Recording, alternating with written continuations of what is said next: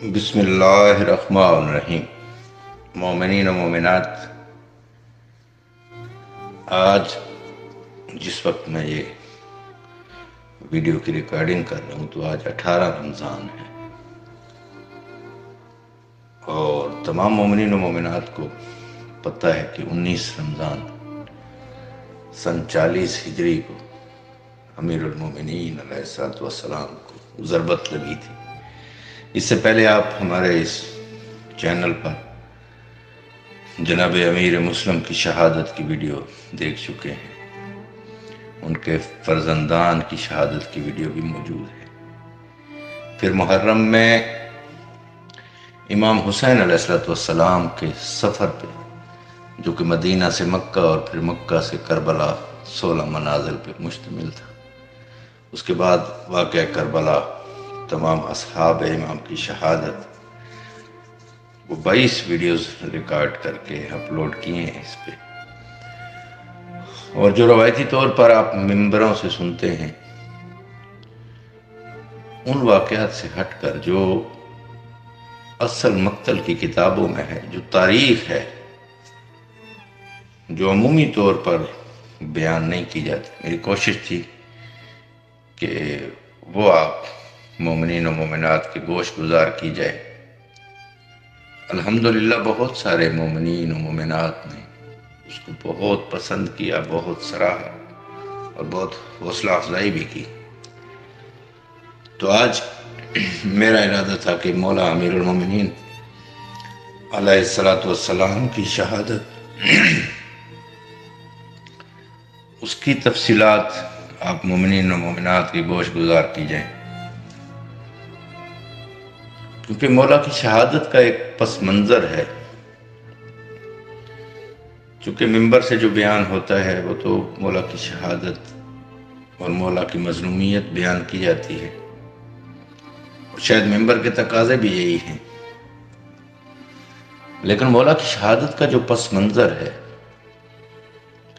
تمام مومنین و مومنات جانتے ہیں کہ جنگ صفین اس کا اول محرک تھا۔ جنگ صفین جو کہ معاویہ اور امیر المومنین علیہ الصلوۃ والسلام کے درمیان لڑی گئی رقہ کے مقام پر۔ جنگ صفین میں ایک رات مشہور ہے لیلۃ الحریر کے نام سے۔ یہ وہ دن تھا جب فجر کی نماز کے بعد جنگ شروع ہوئی، اور سارا دن وہ جنگ جاری رہی۔ اس میں ظہرین کی نمازیں بھی نہیں پڑھی گئیں دونوں طرف سے، اتنی ہولناک وہ جنگ تھی۔ مغربین بھی اس میں چلی گئی۔ آخر میں مالک کے اشتر جب معاویہ کے خیمے کے پاس پہنچے تو انہوں نے قرآن نیزوں پہ بلند کر لیے کہ آپ کے اور ہمارے درمیان اب یہ قرآن فیصلہ کرے گا۔ امیر المومنین علیہ الصلوۃ والسلام نے اپنے فوجیوں کو، اپنے سپاہیوں کو بتایا کہ یہ ان کی چال ہے، وہ بچنا چاہتے ہیں اس سے، کیونکہ آپ انہیں موت سامنے نظر آ رہی ہے، اور تمام مومنین و مومنات جانتے ہیں کہ یہ چال عمر ابن عاص کی تھی، جس نے معاویہ سے کہا تھا کہ اب تو سارے قتل ہو جائیں گے، اس لیے قرآن کو نیزوں پہ بلند کر لو۔ جب قرآن کو نیزوں پہ بلند کیا گیا تو جناب مالک اشتر نے لوگوں سے کہا بھی کہ انہوں نے سامت قرآن اٹھائے ہوئے ہیں، ہمیں نہ تک کہ قرآن کا حکم ہے مارو تو پھر مارو ان کو۔ لیکن اس میں سے بہت سارے سپاہی جو ہیں وہ باغی ہو گئے، انہوں نے کہا جی یہ کیسے ہو سکتا ہے، سامنے انہوں نے قرآن اٹھایا ہوا ہے، اور پھر وہ کہہ بھی رہے ہیں کہ قرآن کو حکم بناتے ہیں۔ حکم عربی میں جج کو کہتے ہیں، فیصلہ کرنے والے کو حکم کہتے ہیں۔ جب سپاہی اپنے ہی باغی ہو گئے تو جناب امیر المومنین علیہ الصلوۃ والسلام نے جناب مالک اشتر کو بھی حکم دیا کہ آپ واپس آ جاؤ۔ وہ واپس آ گئے۔ اب یہ طے پایا کہ دونوں طرف سے ایک ایک حکم مقرر کیا جائے۔ معاویہ نے اپنی طرف سے عمر ابن عاص کو مقرر کیا۔ امیر المومنین علیہ السلام نے اپنی طرف سے اپنے بیٹے مولا حسن علیہ السلام کو مقرر کیا۔ تو پھر اپنے ہی لوگوں نے اعتراض کیا کہ یہ تو آپ کے بیٹے ہیں، یہ جج یا حکم کیسے ہو سکتے ہیں؟ تو پھر لوگوں نے مل کے موسیٰ اشری کو مقرر کر دیا، امیر المومنین علیہ السلام کی طرف سے حکم مقرر کیا۔ مولا نے لوگوں کو تنبیہ بھی کی کہ یہ بے وقوف انسان ہے، اسے شام والے بے وقوف بنا لیں گے، لیکن اس وقت لوگوں نے یہ بات نہیں مانی۔ اچھا، بہت سارے لوگ اس میں یہ بھی کہتے ہیں، جیسے ابھی آگے تذکرہ آئے گا نہروان والوں کا، کہ اگر وہ فوجی مولا کے تھے تو وہ باغی کیسے ہو گئے، وہ خارجی کیسے بن گئے؟ تو یہ سوال بہت سارے ہمارے بچے کرتے ہیں، بہت سارے مومنین و مومنات بھی یہ سوال کرتے ہیں۔ دیکھیں، ابھی بھی جیسے ملکوں کی فوج ہوتی ہے، تو یہ خلیفہ دوم کے دور میں باقاعدہ تنخواہ دار فوج رکھی گئی تھی۔ فوج تو وہی چلی آ رہی تھی، وہ خلیفہ ثالث کے دور میں بھی وہی رہی۔ اور جب امیر المومنین علیہ السلام کی لوگوں نے بیعت کی اور ظاہری طور پر مولا جب خلیفہ بنے، تو فوج تو وہی تھی، اس میں تنخواہ دار فوجی تو وہی تھے۔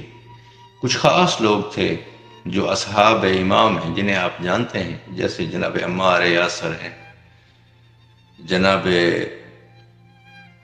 مالک اشتر ہیں، اس طرح اور بہت سارے مومنین ہیں جن کے نام لیے جا سکتے ہیں۔ وہ تو اصحاب امام تھے، لیکن جو تنخواہ دار فوج تھی وہ وہی تھی جو پہلے سے چلی آ رہی تھی۔ تو وہ جو کام کرتے تھے، جیسے آج بھی فوجی کام کرتے ہیں، فوجیں ہوتی ہیں ہر ملک کی، وہ تنخواہ دار فوجی ہوتے ہیں، وہ سربراہ بدلتے رہتے ہیں لیکن فوج تو وہی رہتی ہے۔ تو یہ وہی لوگ تھے، انہوں نے حکم مقرر کر دیا موسیٰ اشری کو۔ یہ صرف حجاز والے اور شام والے وہ سمجھ رہے تھے کہ ان کی جنگ ہے۔ موسیٰ اشری نے جیسے کہ اسے کہا عمر ابن عاص نے، وہ تو چالاک اور چال باز آدمی تھا، اس نے کہا جی کہ ایسا کرتے ہیں کہ علی جب سے خلیفہ بنے ہیں اور ادھر سے خلیفہ بننے کے امیدوار ہیں معاویہ، تو تب سے مسلمانوں میں جنگ ہو رہی ہے، تو تم علی کے نمائندہ ہو، تم علی کو معزول کر دو، میں معاویہ کو معزول کر دیتا ہوں۔ یہ اعلان کر دیتے ہیں اور مسلمانوں کو یہ موقع دیتے ہیں کہ آپ اپنا خلیفہ چن لیں۔ موسیٰ اشری جیسا کہ امیر المومنین نے فرمایا تھا کہ یہ بے وقوف آدمی ہے، اس نے وہی بے وقوفی کی، عمر ابن عاص کی باتوں میں آ گیا۔ جب منبر پہ جا کے اعلان کرنے کا وقت آیا تو عمر ابن عاص نے اس کی چاپلوسی کی کہ تم بزرگ ہو، بڑے ہو، پہلے تم اعلان کرو۔ تو موسیٰ اشری نے جا کے منبر پہ اعلان کر دیا کہ میں علی کا نمائندہ ہوں، میں علی کو معزول کرتا ہوں خلافت سے۔ پھر جب عمر ابن عاص گیا تو اس نے کہا کہ جو علی کا نمائندہ تھا وہ آپ نے سن لیا، اس نے علی کو معزول کر دیا ہے، میں معاویہ کا نمائندہ ہوں اور میں معاویہ کے خلیفہ ہونے کا اعلان کرتا ہوں۔ اسے کہتے ہیں حکمین۔ یہ وہ تنازع ہے جو حکمین کے نام سے مشہور ہے، کہ ایک حکم معاویہ کی طرف سے تھا، ایک امیر المومنین کی طرف سے۔ اب موسیٰ اشری نے بہت شور کیا، بہت سارے لوگوں نے بھی ایسا شور کیا کہ نہیں ایسا تو فیصلہ نہیں ہوا تھا۔ شام والوں نے کہا نہیں، یہی فیصلہ ہے۔ اب اس میں یہ ہوا کہ کچھ لوگ اور زیادہ باغی ہو گئے، امیر المومنین کی فوج سے ٹوٹ کے ایک 4000 کا لشکر بالکل الگ ہو گیا، اور انہوں نے ایک نعرہ بلند کیا، لا حکم الا للہ، اسی نعرے کے جواب میں امیر المومنین علیہ السلام نے فرمایا تھا کہ کلمہ تو حق ہے، جو یہ بات کر رہے ہیں وہ تو حق ہے، لیکن اس سے جو مراد لے رہے ہیں وہ باطل ہے۔ یہی وہ لوگ تھے 4000 کا لشکر جنہوں نے کہا کہ امیر المومنین ہم سے معذرت کریں کہ غلط بندہ حکم ہمارے کہنے پہ کیوں مقرر کر دیا۔ اتنے بے وقوف لوگ تھے، یا پھر ہم سے جنگ کریں۔ امیر المومنین علیہ السلام نے ابن عباس کو بھیجا ان کو سمجھانے کے لیے، بہت زیادہ سمجھایا، وہ سمجھنے والے تو تھے نہیں، خارجی ہو گئے تھے۔ وہیں صحرا میں ایک مومن رہتا تھا، اس نے کہیں سنا کہ یہاں امیر المومنین آئے ہوئے ہیں، تو اس نے آ کے اپنی بیوی سے کہا کہ میں نے امیر المومنین کی زیارت کے لیے جانا ہے۔ بیوی بھی مومنہ تھی، اس نے کہا میں بھی جاؤں گی۔ اس نے بہت سمجھایا کیونکہ اس کی بیوی جو ہے وہ ماں بننے والی تھی۔ اس نے کہا تمہاری حالت ایسی نہیں ہے۔ بیوی نے کہا نہیں تو میں تو جاؤں گی امیر المومنین کی زیارت کے لیے۔ وہ دونوں میاں بیوی، اس کے پاس ایک گدھا تھا، بہت غریب آدمی تھا، وہیں صحرا میں رہتا تھا، رکہ کے قریب کہیں۔ وہ بیوی کو گدھے پہ بٹھا کے آیا امیر المومنین سے ملنے کے لیے۔ اب اسے کیا پتا تھا وہاں ماحول کیا ہے۔ وہ آ کے گزرا ان خارجیوں کے لشکر کے پاس سے، انہوں نے اس کو پکڑ لیا، پوچھا کون ہو؟ اس نے بتایا میں علی کا شیعہ ہوں، امیر المومنین کی زیارت کے لیے جا رہا۔ انہوں نے اس مومن سے کہا امیر المومنین کے بارے میں کہ آپ ایسی ایسی غلط الفاظ استعمال کرو۔ اس نے انکار کر دیا، تو ان حرام زادوں نے اسے قتل کر دیا، اس کی بیوی کو بھی قتل کر دیا، اور اس کی بیوی کا پیٹ چاک کر کے اس کا بچہ نیزے پہ بلند کر لیا۔ جب امیر المومنین کو اس کی خبر ہوئی اور مولا نے یہ منظر دیکھا تو مالک نے فرمایا کہ اب یہ واجب القتل ہو گئے ہیں، اب ان کو بالکل نہیں چھوڑنا۔ تو اس کے بعد امیر المومنین علیہ السلام نے اپنے لشکر کو حکم دیا کہ اب ان سے جنگ کرنی ہے۔ وہ 4000 کا لشکر تھا، ان سے پھر جنگ ہوئی جو جنگ نہروان کے نام سے مشہور ہے۔ مولا امیر المومنین علیہ السلام نے اپنے لشکر کو خطبہ دیا اور فرمایا کہ آپ کے 10 شہید نہیں ہوں گے اور ان کے 10 نہیں بچیں گے۔ تو جب جنگ ہوئی تو ان کے 3991 بندے مارے گئے اس جنگ میں، 9 بچ گئے، اور امیر المومنین علیہ السلام کے لشکر میں سے 9 بندے شہید ہوئے۔ وہ 9 بندے جو بچے تھے وہ میدان چھوڑ کے بھاگ گئے تھے، مرنے سے بچ گئے۔ اب جو بچے ہیں ان میں سے بہت سارے وہ باغی تھے، خارجی تھے، لیکن 4 بندے ایسے ہیں جنہیں ہر مومن کو یاد رکھنا چاہیے۔ ایک تو شمر ملعون ہے جو یہاں سے بھاگ گیا تھا، اس کا میں نے تذکرہ کیا ہے امام حسین علیہ السلام کی شہادت والی ویڈیو میں۔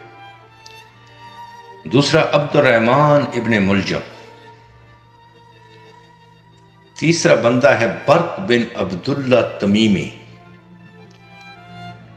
اور چوتھا بندہ ہے عمرو بن بکر تمیمی۔ یہ 3 وہ بندے ہیں شمر کے علاوہ جو جنگ نہروان میں قتل ہونے سے بچ گئے تھے اور بھاگ گئے تھے میدان چھوڑ کے۔ تمام تواریخ معتبرہ میں یہ لکھا ہوا ہے، جیسے ابو مخنف اسماعیل بن راشد، ابو ہاشم رفعی اور ابو عمرو نوفلی وغیرہ نے بھی یہی لکھا ہے کہ سن 39 ہجری کے حج پر یہی خوارج جو ہیں وہ اکٹھے ہوئے مکہ میں، اور انہوں نے آپس میں مشورہ کیا کہ ہمیں اپنے نہروان کے مقتولین کا بدلہ لینا چاہیے۔ انہوں نے اپنے مقتولین کو یاد کیا، اور یہ بھی انہوں نے خود ہی پہلے سے طے کیا ہوا تھا کہ مسلمانوں کی جو حالت زار ہے، جو جنگ ہوئی ہے، جس کی وجہ سے صفین ہوئی، جس کی وجہ سے نہروان ہوئی اور ان کے بندے بھی مارے گئے، تو انہوں نے کہا کہ اس کا سبب علی، معاویہ اور عمر ابن عاص ہے۔ تو ان لوگوں نے باہم مشورہ کیا کہ ہم اپنے ان نہروان والے مقتولین کا بدلہ لیں گے۔ عبد الرحمن ابن ملجم کہنے لگا میں علی کی ذمہ داری لیتا ہوں۔ برق بن عبداللہ تمیمی نے کہا، میں نے ابھی ان تینوں کے نام آپ کو بتائے، اس برق بن عبداللہ تمیمی نے کہا میں معاویہ کے لیے کافی ہوں، اور عمرو بن بکر تمیمی نے کہا کہ میں عمر ابن عاص سے نپٹ لوں گا۔ انہوں نے اس معاملہ میں اس مقصد کو پورا کرنے کے لیے ایک دوسرے سے عہد کیا اور طے کیا کہ 19 ماہ رمضان کی رات کو یہ کام سر انجام دیں گے۔ پھر وہ یہی ارادہ لیے ہوئے وہاں سے ایک دوسرے سے جدا ہو گئے۔ ابن ملجم، جس کا شمار قبیلہ کندہ مرادی قبیلہ تھا اس کا مشہور، یہ کوفہ کی طرف آیا، وہاں اپنے ساتھیوں سے آ کے ملا، لیکن ان سے بھی اپنے معاملے کو افشا ہونے کے خوف سے چھپائے رکھا۔ اسی حال میں ایک دن وہ اپنے ایک ساتھی سے ملنے گیا جو قبیلہ تمیم رباب سے تھا۔ وہاں اس کا پہلی دفعہ سامنا قطامہ بنت اخضر تیمیہ سے ہو گیا، جس کے باپ اور بھائی امیر المومنین علیہ السلام کی سپاہ کے ہاتھوں جنگ نہروان میں قتل ہو چکے تھے۔ ابن ملجم کی نگاہ اس پر پڑی تو اسی پر فریفتہ ہو گیا اور اس پر مر مٹا۔ اس نے پھر اس سے نکاح کی خواہش کا اظہار کیا۔ قطامہ کہنے لگی مجھے کیا حق مہر دو گے؟ کہنے لگا جو تو جائے گی۔ تو اس نے کہا میرا فیصلہ تو 3000 درم، ایک غلام، ایک کنیز اور علی ابن ابی طالب کا سر۔ جواب میں اس ملعون نے کہا جو کچھ تو نے مانگا ہے وہ تو تیرے لیے سب کچھ حاضر ہے، لیکن میں علی ابن ابی طالب کو قتل کیسے کر سکتا ہوں؟ وہ کہنے لگی کہ کوئی ایسا وقت تلاش کرو جب وہ بے خبر ہوں، بس اگر تو نے انہیں قتل کر دیا تو مجھے سکون ملے گا، اور پھر میرے ساتھ عیش و عشرت کرنا، اور اگر تو مارا گیا تو جو کچھ اللہ کے پاس ہے وہ تیرے لیے دنیا سے بہتر ہے۔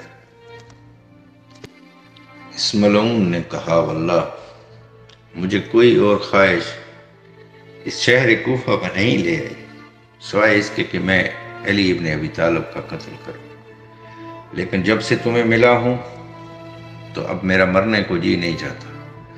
تو بھی جانتی ہے کہ اگر میں علی کو قتل کروں گا اس شہر میں تو علی کے بیٹے مجھے زندہ نہیں چھوڑیں گے، تو تم سے ملنے کے بعد مجھے مرنے کا دل نہیں کر رہا۔ تو اس ملعونہ نے کہا کہ اگر تو مجھے پانا چاہتا ہے تو تجھے یہ کام ضرور کرنا پڑے گا۔ اس نے کہا میں اس شہر میں اکیلا ہوں، کسی کو اپنا ہمراز نہیں بنا سکتا۔ تو قطامہ نے کہا کہ میں بھی تیری مدد کروں گی۔ پھر اس نے اسے قبیلہ اشجع کے ایک شخص شبیب کے پاس بھیجا جو کہ انہی خوارج جیسے عقائد رکھتا تھا، اور کہا کہ تو اسے جا کر اپنا ہم خیال بنا لے۔ یہ حرام زادہ اس اشجع قبیلے کے شخص شبیب کے پاس پہنچا، اسے جا کر اپنے ارادے سے آگاہ کیا تو اس نے پہلے تو انکار کر دیا، لیکن اس نے اتنا اصرار کیا کہ وہ تیار ہو گیا۔ پھر یہ دونوں وہاں سے نکلے اور وردان بن مجاہد،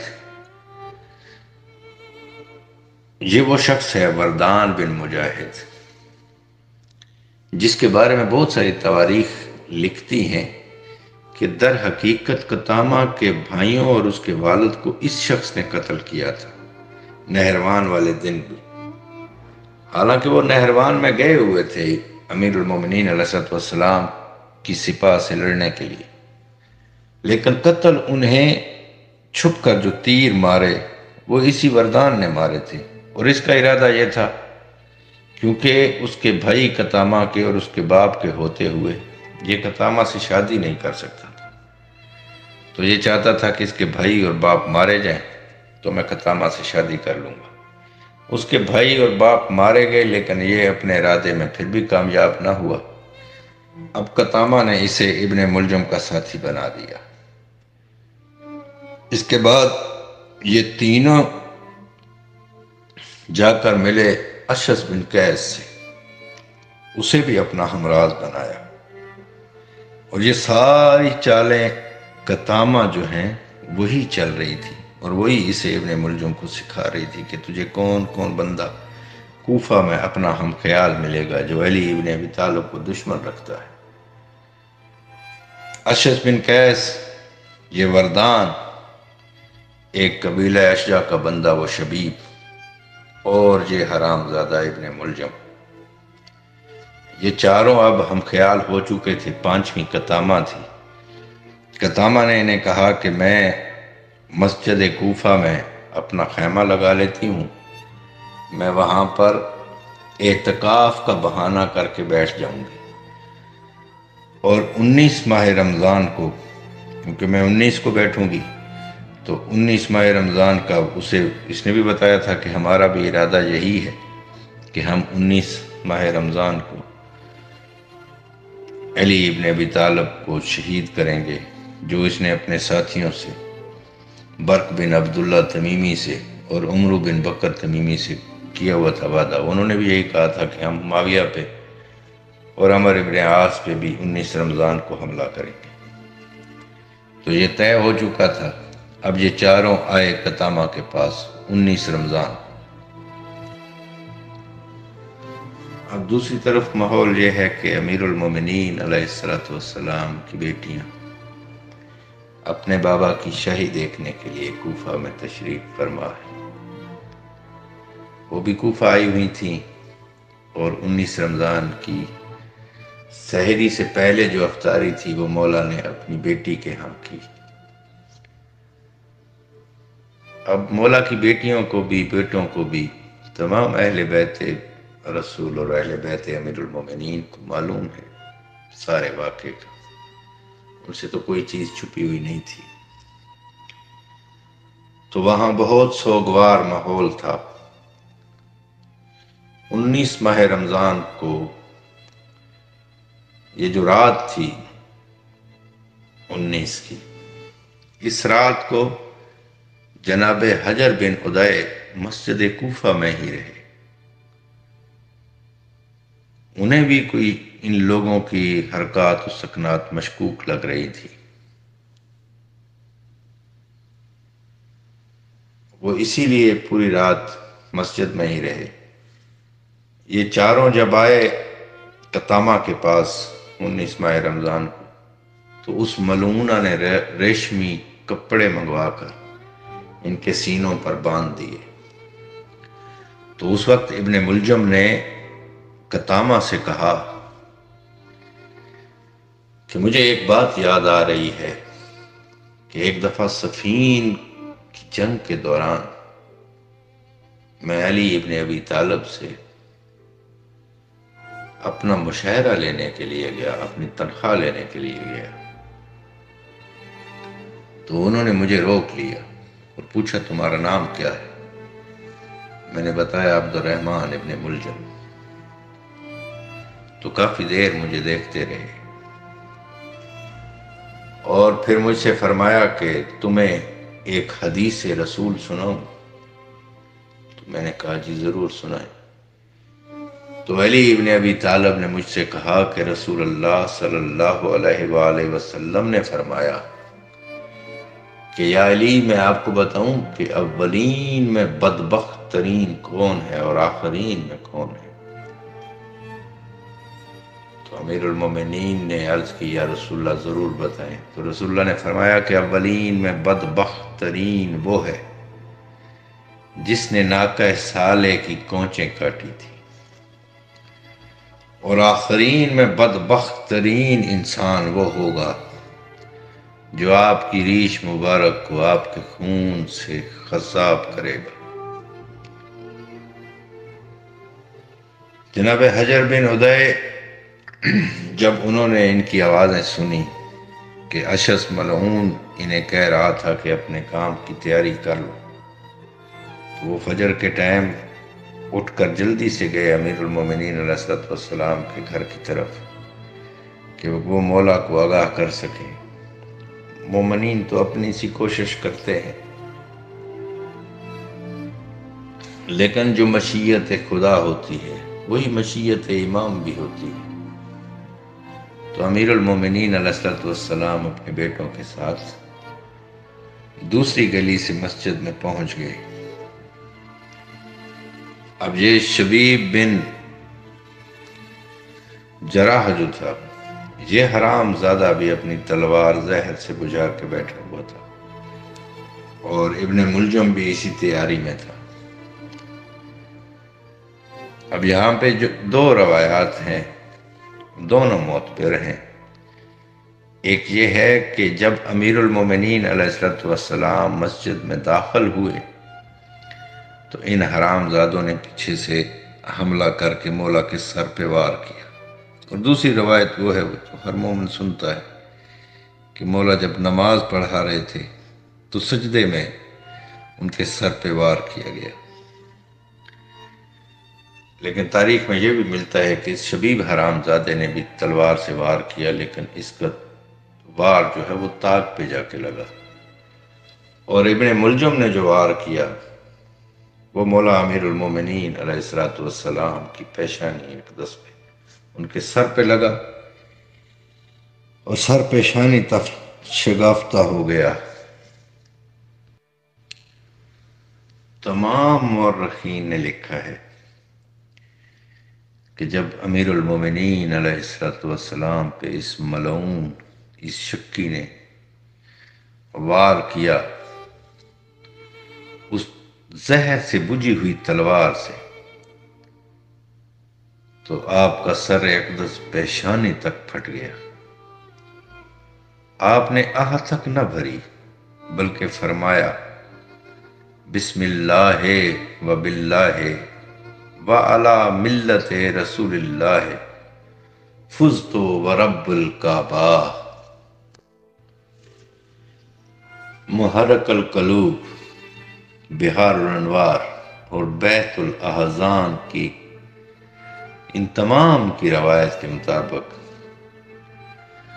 جب امیر المومنین علیہ السلام کی پیشانی مبارک پر ضرب لگی تو زمین میں زلزلہ آیا، آسمان آگ اگلنا شروع کی، سمندر موج زن ہوئے، مچھلیوں نے اپنے آپ کو پانی سے بہر گرا دیا اور تڑپنا شروع کیا۔ مسجد کوفہ کے دروازے اس طرح آپس میں ٹکرائے کہ ان کے ٹکرانے کی آواز سننے کی طاقت کسی میں نہ تھی۔ فرشتوں کی آہ و بکا بلند ہوئی، سیاہ آندھی چلی، اندھیرا چھا گیا۔ حضرت جبرائیل نے زمین و آسمان کے درمیان ندا دی۔ جبریل علیہ السلام بلند آواز سے ندا دے رہے تھے جو ہر بیدار شخص نے سنی۔ جبریل نے فرمایا قتلا علی المرتضی، قتلا واللہ سید الاوصیاء، قد قتلا امیر المومنین علیہ السلام۔ یہ ناقابل بیان ہے کہ امیر المومنین علیہ السلام کو حسنین، کریمین اور مولا کے باقی بیٹے حضرت عباس علمدار علیہ السلام کس طرح مسجد سے اٹھا کر گھر لائے۔ مولا کو بیٹیوں نے اس حالت میں کیسے دیکھا اور کیسے صبر کیا، اور مولا نے اپنی بیٹیوں کے رونے کی آواز سن کے کیسے برداشت کر لیا۔ جب مولا کو گھر لایا گیا تو ابو الفرج کہتے ہیں کہ ان کے گھر میں آتے ہی کوفہ کے تمام طبیب اکٹھے ہوئے۔ ان میں سے اسیر بن عمرو بن حانی یہ تمام طبیبوں سے بڑا طبیب تھا۔ اس کو بلایا گیا، اس نے مولا کائنات کا زخم دیکھا تو اس نے کہا مجھے گوسفند کے پھیپھڑے کا ایک گرم ٹکڑا لا دے۔ جب اسے وہ لا کر دیا گیا تو اس نے مولا کے زخم پر اسے رکھا، اور جب اٹھایا، کیونکہ اس وقت لوگ تلوار کو زہر سے بجھا کر زخم لگاتے تھے، تو یہ طبیبوں کا طریقہ تھا یہ دیکھنے کا کہ کس قسم کی زہر لگائی گئی ہے تلوار۔ تو جیسے ہی اس نے وہ گوسفند کا پھیپھڑا مولا کے زخم پر رکھا تو وہ فوراً سیاہ ہو گیا۔ تو ابو الفرج نے مولا حسن علیہ السلام سے کہا کہ مولا یہ ضربت بہت شدید ہے، اس کا علاج کسی بھی طبیب کے پاس نہیں ہے۔ اسی اثناء میں کوفہ کے مومنین نے جا کر اس حرام زادے ابن ملجم کو قید کر لیا تھا، اسے پکڑ کر امیر المومنین علیہ السلام کے پاس لایا گیا۔ وہ چونکہ ضربت لگانے کے بعد بہت دیر تک دوڑتا رہا تھا، پھر مومنین نے اسے پکڑا، اس پہ تشدد بھی کیا، پکڑ کر امیر المومنین علیہ السلام کے پاس لائے۔ ادھر امیر المومنین علیہ السلام کی بیٹیوں نے دودھ سے شربت بنا کر اپنے بابا کے لیے بھیجا۔ حضرت عباس علمدار وہ دودھ لے کر بابا کے پاس آئے، ادھر سے وہ دودھ والا شربت آیا، ادھر سے اس حرام زادے کو پکڑ کے امیر المومنین کے سامنے لایا گیا۔ تو پیاس کی وجہ سے اس حرام زادے کی زبان باہر نکلی ہوئی تھی۔ تو امیر المومنین علیہ السلام نے مولا حسن کی طرف دیکھا اور کہا حسن بیٹا میرے قاتل کو یہ شربت پلا دو۔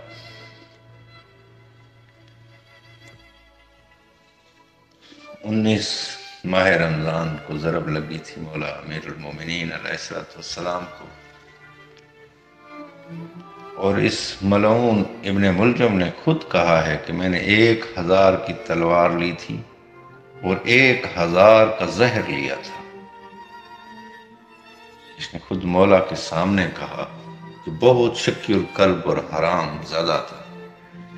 اس نے کہا کہ یہ ضرب کبھی بھی ٹھیک نہیں ہو سکتی، نہ اس کا لگا ہوا زخم کسی کا ٹھیک ہو سکتا ہے۔ 19، 20 اور 21 رمضان تک 3 دن مولا اسی طرح مضروب حالت میں رہے۔ مولا کی بیٹیاں مولا کی اس حالت زار پہ روتی رہیں، مولا کے اصحاب باوفا کی بھی یہی حالت رہی، مولا کے بیٹوں کی بھی۔ 21 ماہ رمضان کو مولا نے اس دنیا سے پردہ فرمایا، اور مولا کی دنیا سے پردہ فرمانے کے بعد ایک روایت ہے، مولا حسن علیہ السلام اور مولا حسین علیہ السلام کو، پہلے مولا حسن علیہ السلام کو امیر المومنین نے یہ وصیت بھی کی تھی کہ اگر اس ضربت سے میں اس دنیا سے پردہ فرما جاؤں تو میرے قاتل کو ایک ضرب کے بدلے میں ایک ضرب ہی لگانا اور اسے قتل کر دینا، اور اگر میں خود موجود رہا تو پھر میں خود ہی اس کے بارے میں فیصلہ کروں گا۔ یہ ان لوگوں کے لیے تھا کہ جو کوفہ کے مومنین بار بار امیر المومنین سے یہ التجا کر رہے تھے کہ مولا ہمیں اجازت دی جائے کہ ابن ملجم کو ہم قتل کر دیں۔ مولا کی دنیا سے پردہ فرمانے کے بعد مولا کی وصیت کے مطابق مولا نے وصیت کی تھی اپنے بیٹے حسن اور حسین علیہ السلام کو کہ جب میرا جسد خاکی آپ تابوت میں رکھو تو تابوت کو صرف پچھلی طرف سے اٹھانے کی آپ کو ضرورت پڑے گی، اگلی طرف سے اٹھانا نہیں پڑے گا۔ اور تمام مورخین نے لکھا ہے کہ مولا حسن اور مولا حسین علیہ السلام نے تابوت کو صرف ایک طرف سے اٹھایا ہوا تھا، دوسری طرف سے نہ نظر آنے والی مخلوق تابوت کو اٹھائے ہوئے تھی۔ اور تمام معصومین کی روایات موجود ہیں، امام باقر علیہ السلام، امام جعفر صادق علیہ السلام کی الکافی میں بھی روایت ہے کہ مولا کو مولا حسن اور مولا حسین علیہ السلام نے غرین کا مقام تھا، یہ پشت کوفہ پہ، آج جسے نجف اشرف کہتے ہیں، اسی جگہ پہ تیار قبر ملی۔ وہاں جا کے خود مولا کے شہزادوں نے مولا کا جسد خاکی جو ہے وہ سپرد خاک کیا نجف اشرف نے۔ اور اس میں ایک بہت خاص روایت ہے، یہ مشارق الانوار میں جناب رجب برسی نے بھی لکھی ہے، باقی بھی کتب میں یہ روایت موجود ہے کہ جب حسنین شریفین صلوات اللہ علیہ امیر المومنین کے جنازے کو مقام دفن پر لے آئے،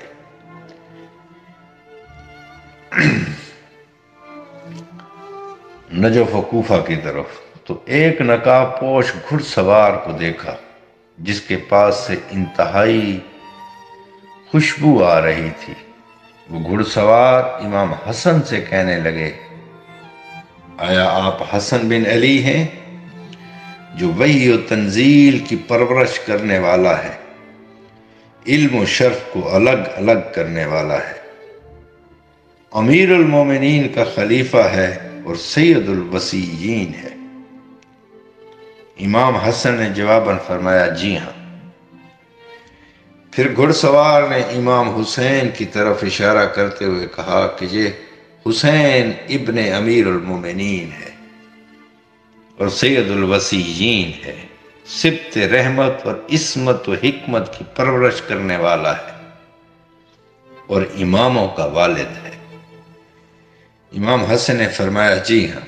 پس گھڑ سوار نے کہا، یہ جنازہ مجھے دے دو اور اللہ کی پکار کی طرف جاری رکھو۔ امام حسن نے گھڑ سوار سے کہا، ہمیں بابا نے وصیت کی تھی کہ میرا جنازہ 2 مردوں میں سے کسی ایک کو ہی دینا، جبرائیل امین کو یا جناب خضر کو، آپ ان دونوں میں سے کون ہیں؟ پس گھڑ سوار نے اپنا نقاب ہٹایا تو وہ امیر المومنین علیہ السلام خود تھے۔ پھر امام حسن علیہ السلام سے فرمایا، اے ابو محمد، کوئی شخص مرتا نہیں ہے مگر یہ کہ وہ مجھے دیکھتا ہے، تو پھر یہ کیوں کر ممکن ہے کہ یہ امیر المومنین اپنے ہی جسد کو نہ دیکھیں؟ میں نے ہمیشہ کی طرح کوشش کی ہے کہ آپ کو وہ باتیں بتائی جائیں جو عمومی طور پر ممبر سے بیان نہیں ہوتی، جو باتیں آپ ممبر سے روزانہ سنتے رہتے ہیں، میں نے انہیں چھوڑ دیا ہے۔ لیکن مولا امیر المومنین علیہ السلام کی شہادت اور ان کے نجف میں دفن ہونے کا واقعہ اس خوبصورت واقعے کے بغیر مکمل نہیں ہوتا جو میں اب آپ مومنین و مومنات کی گوش گزار کرتا ہوں، کہ جس وقت مولا حسن علیہ السلام اور مولا حسین علیہ السلام امیر المومنین علیہ السلام کو سپرد خاک کرنے کے بعد واپس کوفہ کی طرف تشریف لا رہے تھے، تو انہوں نے کوفہ کے قریب کھنڈرات میں سے کسی کے گریہ کی آواز سنی۔ جب آپ اس مقام پر پہنچے جہاں سے رونے کی آوازیں آ رہی تھیں، تو آپ نے دیکھا کہ ایک بیمار بوڑھا ہے جو نابینا بھی ہے، اس ویرانے میں خاک پر اینٹ کا تکیہ بنائے پڑا ہوا ہے اور زار و قطار گریہ کر رہا ہے۔ مولا حسن اور مولا حسین علیہ السلام نے اس بوڑھے شخص سے پوچھا، آپ کون ہیں اور یوں گریہ کیوں کر رہے ہیں؟ اس بوڑھے نے کہا میں ایک مسافر ہوں، میرا کوئی بھی غم خوار و پرسان حال نہیں ہے۔ انہوں نے اس سے سوال کیا آپ کی تیمارداری کرنے والا کون ہے؟ تو نابینے نے کہا 1 سال سے اس شہر کے باہر یوں ہی پڑا ہوں، ہر روز ایک شخص آتا تھا جو میرے سرہانے باپ کی مانند بیٹھتا تھا اور میری تیمارداری کرتا تھا۔ مولا حسن اور مولا حسین علیہ السلام نے پوچھا ان کا نام کیا تھا؟ اس نے کہا مجھے معلوم نہیں، میں نے کبھی پوچھا بھی نہیں۔ حسنین کریمین نے اس سے پوچھا ان کی کوئی نشانی بتا سکتے ہو؟ اس نے کہا میں اندھا ہوں، کوئی جسمانی نشانی تو نہیں بتا سکتا، لیکن وہ شخص 3 دن سے میرے پاس نہیں آ رہا، اس کی نشانی صرف اتنی سی بتا سکتا ہوں کہ وہ ہمیشہ تسبیح و تحلیل میں مصروف رہتے، اور جب ان کی آواز بلند ہوتی تو یوں لگتا جیسے آسمان کے دروازے کھل گئے ہیں اور ملائکہ کی تسبیح و تحلیل کی صدائیں میرے کانوں تک آ رہی ہیں، بلکہ میں اس ویرانے کے در و دیوار اور پتھروں سے بھی تسبیح و تحلیل کی آوازیں سنتا تھا۔ جب وہ میرے پاس بیٹھتے تو فرماتے غریب جالس غریبا، کہ ایک مسافر ہی ایک مسافر کے پاس بیٹھتا ہے۔ مولا حسنین کریمین نے فرمایا کہ یہ تو ہمارے بابا کی نشانیاں ہیں۔ اس نابینا نے پوچھا شہزادو آپ کون ہیں اور آپ کے بابا کون ہیں؟ تو مولا حسن علیہ السلام نے فرمایا میں حسن ابن علی ہوں، یہ میرے بھائی حسین ابن علی ہیں، ہمارے بابا علی ابن ابی طالب 3 دن پہلے انہیں ایک شکی القلب نے ضربت لگائی تھی، وہ 3 دن بستر بیماری پر رہے اور آج وہ دنیا سے پردہ فرما گئے ہیں، اور ہم ابھی انہی کے جسد خاکی کو دفن کر کے واپس آ رہے ہیں۔ اس بوڑھے شخص نے دل سے آہ بھری اور اپنے آپ کو زمین پر گرا لیا۔ وہ گریا تو پہلے ہی کر رہا تھا، اب اس نے زار و قطار رونا شروع کیا۔ مولا حسن اور مولا حسین علیہ السلام نے اسے بہت تسلی دی، لیکن اسے کسی طور آرام نہیں آ رہا تھا۔ اس بوڑھے شخص نے گزارش کی کہ اے شہزادو، میں آپ کے نانا رسول اللہ کو بھی جانتا ہوں، گو کہ میں نابینا ہو گیا ہوں، میں امیر المومنین کو بھی جانتا ہوں، آپ کو آپ کے جد امجد رسول اللہ کی قسم دیتا ہوں کہ مجھے امیر المومنین کی قبر کے پاس لے چلیں تاکہ میں ان کی زیارت کر سکوں، ان کی قبر مبارک پر اپنا چہرہ رکھ سکوں۔ امام حسن علیہ السلام نے اس کا دایاں ہاتھ اور امام حسین علیہ السلام نے اس کا بایاں ہاتھ تھاما اور اسے پکڑ کر امیر المومنین علیہ السلام کی قبر پر لے گئے۔ اس بوڑھے شخص نے قبر کو گلے لگایا اور گریہ و زاری کرتے ہوئے کہا پروردگار، تجھے صاحب قبر کا واسطہ میری جان لے لے، خدایا میں علی سے جدائی برداشت نہیں کر سکتا، میرے اللہ میں جانتا ہوں میں نے 3 دن اس کی خوشبو کے بغیر کیسے گزارے ہیں۔ اتنے درد بھرے انداز میں اس نابینے نے دعا کی کہ فوراً اس کی دعا مستجاب ہوئی اور وہ اس دار فانی سے چل بسا۔ مولا حسن اور مولا حسین علیہ السلام نے اس نابینے پر سخت گریہ کیا. پھر حسنین شریفین نے اسے غسل و کفن دینے کے بعد مولا امیر المومنین علیہ السلام کی قبر کے بالکل قریب سپرد خاک کر دیا. یہ روایت روضۃ الشہداء کی صفحہ 137 پر ہے. مولا امیر المومنین علیہ السلام کا صدقہ مالک آپ تمام مومنین و مومنات کو اپنی حفظ و امان میں رکھے. مولا سوائے اپنے غم کے آپ کو ہر غم سے محفوظ رکھے. مجھے اپنے دعا میں یاد رکھے گا. والسلام.